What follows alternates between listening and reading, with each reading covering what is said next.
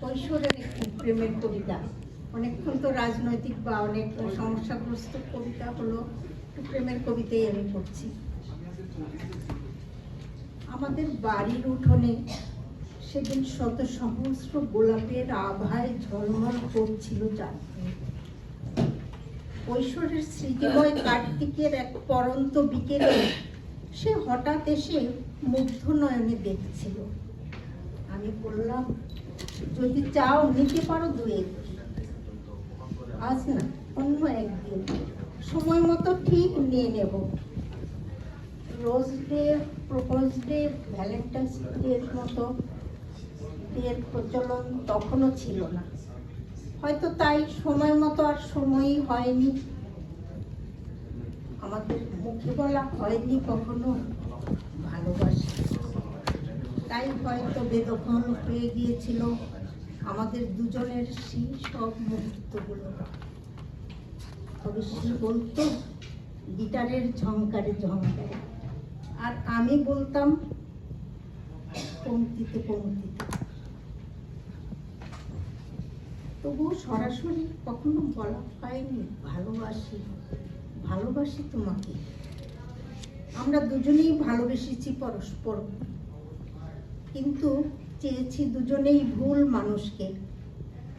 সে বলেছিল একটা বিশেষ মুহূর্তে তোমাকে একটি কথা বলবো, সেদিন তুমি না করতে পারবে না। সেই বিশেষ কথাটি আর কখনো শোনা হয়নি আমার।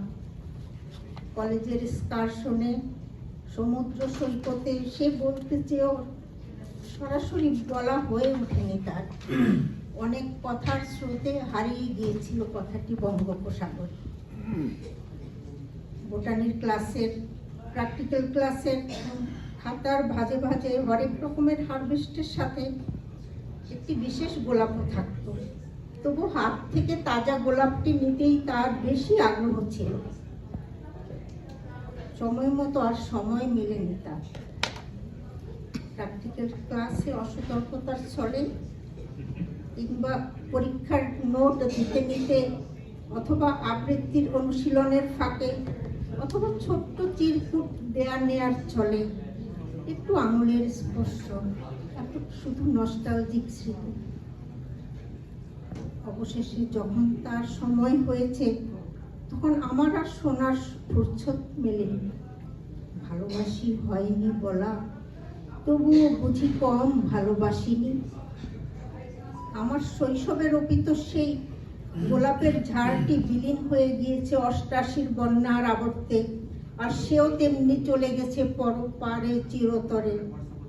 তবুও বুকের ভেতরে আজন্ম যত্নে রেখেছি কৈশোরের ভালোবাসার আবেশে জড়ানো সেই বিকেলের সহস্র গোলাপ, শুধু তারই জন্যে। ভালোবাসি হয়নি বলা, তবু কম ভালোবাসিনি, কম ভালোবাসিনি। আমি আমার দাদিকে একবার বলেছিলাম যে দাদার সাথে